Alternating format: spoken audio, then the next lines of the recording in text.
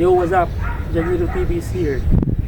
Guys, sa video na to, i-share ko sa inyo kung paano ako na-monetize sa YouTube, guys. So, sinimulan ko tong YouTube ko, guys, para mag-upload lang sana ng kanta na ginawa ko para dun sa tao na mahal ko. Tapos yun, bigla ako nagkaroon, guys, ng 50 na subscriber. So, dun na nagsimula yung YouTube ko, guys. After nun, guys, naisip ko, bakit kaya hindi ko ituloy yung YouTube? Kaya, tinuloy ko siya, guys. So ito na, guys, dito na magsisimula yung tip ko. Tip number 1, guys, based ito sa experience ko sa YouTube, guys, na hanapin mo kung saan yung forte mo, kung saan ka magaling.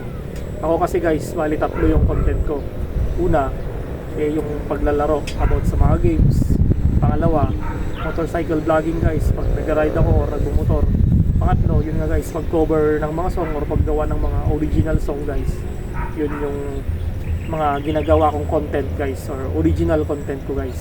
So yun yung tip number 1 ko, guys.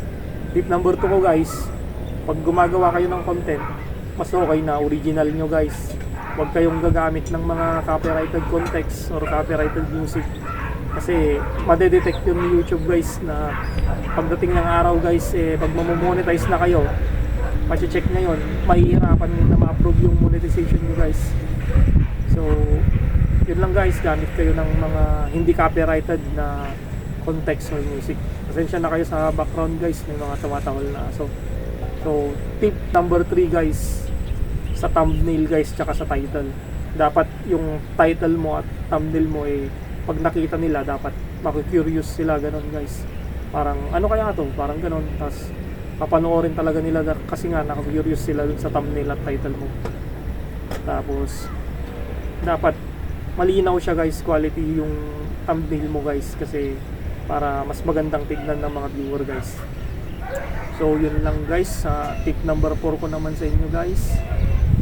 Mas maganda, guys, na mag-upload din kayo ng mga shorts, kasi yung shorts nakakahatak din yun, guys, sa mga viewer, lalo yung mga nag-scroll lang. Pag may maganda kang short na dumaan sa feed nila, mas ma-curious sila, guys, titignan nila yung channel mo. At doon na nila makikita yung mga long-term videos mo na naka-upload. Tapos may chance na maging viewer mo sila, guys, o fan, gano'n, na pabalik-balik na sila doon sa YouTube channel mo. So tip number 5, ang aking last na tip, guys, based lang to sa experience ko. Enjoy mo lang yung pag-YouTube, huwag kang may stress, huwag mong isipin na mag-monetize ka agad or magka 1k subscriber ka agad at 4k watch time. Enjoy mo lang, upload ka lang mga upload yung mga gusto mong gawin, yung mga kinakasaya mo, ganun, guys, hanggang sa maabot mo na yung monetization mo. Tapos kapag na-monetize ka na, guys, is na-approve na, may papadala sa iyo sa YouTube na sulat na monetize ka na. Nandun yung code na gagamitin mo para ma-activate mo yung monetization mo. So yun lang, guys, dito sa Janiro TV. Sana i-support nyo pa rin, guys, tong channel ko kahit na bihira na ako mag-upload ng gaming, kasi nagpo-focus ako talaga ngayon sa motovlogging, guys. Yun talaga yung forte ko ngayon. Doon ako nag-enjoy talaga sobra.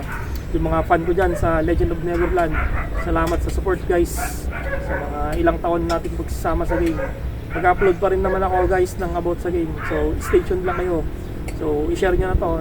Paki-follow na rin sa mga hindi pa nakapollow sa akin. Subscribe kayo, guys, and leave a like and comment na rin. Peace out.